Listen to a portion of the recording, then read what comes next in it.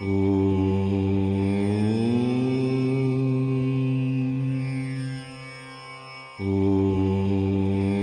संहिता का प्रथम खंड के 20वें अध्याय में भगवान शिव का कैलाश पर्वत पर गमन के बारे में सुनेंगे। ब्रह्मा जी बोले, हे नारद मुनि, कुबेर के कैलाश पर्वत पर तप करने से वहाँ पर भगवान शिव का शुभ आगमन हुआ।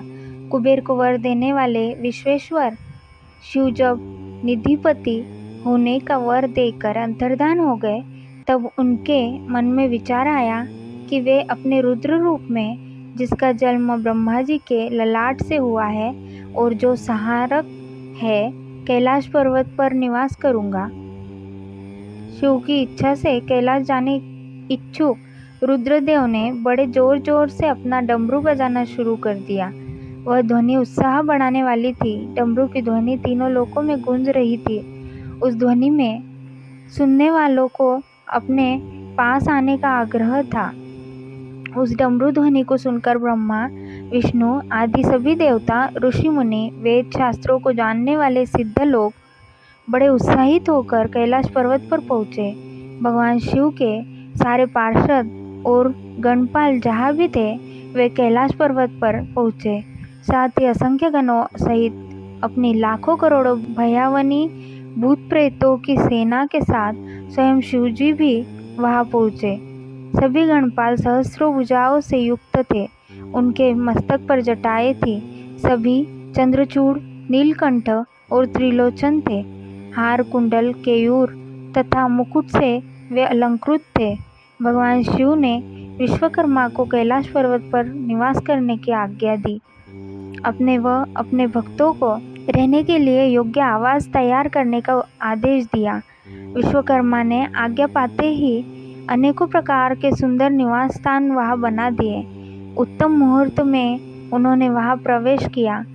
इस मधुर बेला पर सभी देवताओं, ऋषि मुनियों और सिद्धों सहित ब्रह्मा और विष्णु जी ने शिवजी व उमा का अभिषेक किया। विभिन्न प्रकार से उनकी पूजा अर्चना और स्तुति की। प्रभु की आरती उतारी। उस समय आकाश में फूलों की वर्षा हुई। इस समय चारों ओर भगवान शिव तथा देवी उमा की जय जयकार हो रही थी।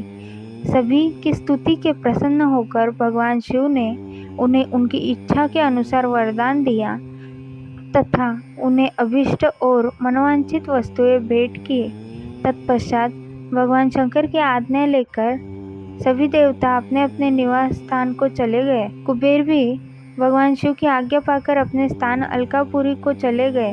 तत्पश्चात भगवान शंभु वहाँ निवास करने लगे। वे योग साधना में लीन होकर ध्यान में मग्न रहते।